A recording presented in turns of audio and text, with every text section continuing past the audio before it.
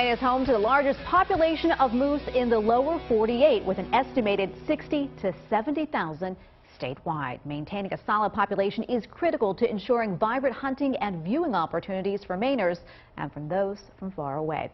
But depending on who you talk to, there is concern right now over the future of these large and majestic animals. WMTW News 8's Katie Thompson has our special report now. 2 years ago, wildlife biologists in Maine and New Hampshire partnered up to study the moose population across both states. From the mortality rate of calves to winter ticks and weather, they are putting a lot of time, money, and resources into the 5-year study. 4 a.m. and we're off to spot some moose into the hills of Franklin County alongside veteran guide Roger Lambert. By sunrise, we're on foot, eyes peeled as we head into the mountains of western Maine.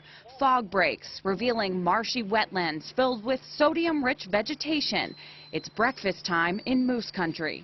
That's a bed. That's a bed, bingo, absolutely, and a relatively fresh bed within the last 2 days. We can see where they've been sleeping. We can see where they've been walking. Muddy, that's a big boy.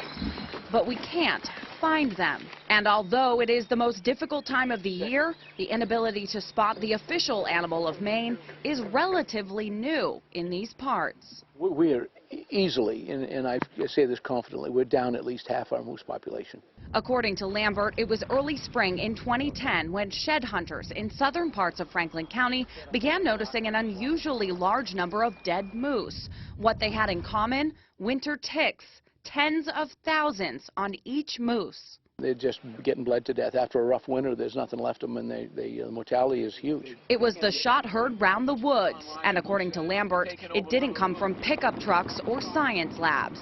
They might have known about it and thought about it and were studying it, but the cry went up quick and hard from the outdoor community. There's quite a bit of information and knowledge out there, but the winter tick situation is very complex. Meet biologist Lee Cantor, a.k.a. the Moose Man. Cantor is the state's leading moose biologist in charge of a 5-year study of mortality rates in moose, particularly calves and cows, from winter ticks.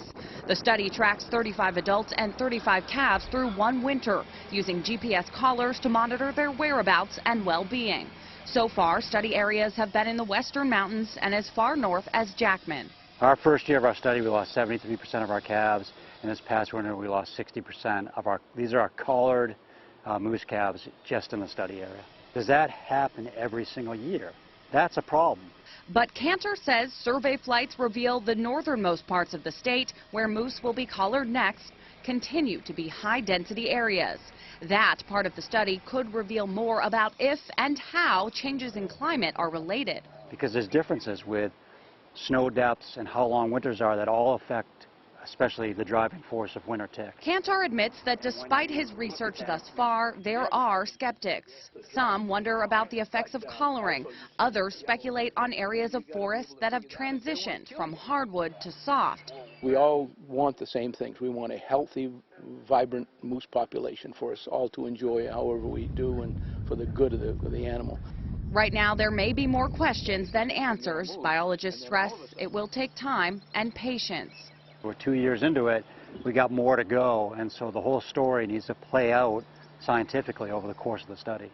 We are only a few months away from the start of the moose hunting season, and this year Maine reduced the number of permits by 10%. Cantor says it's just too early to tell if that will be the case next year.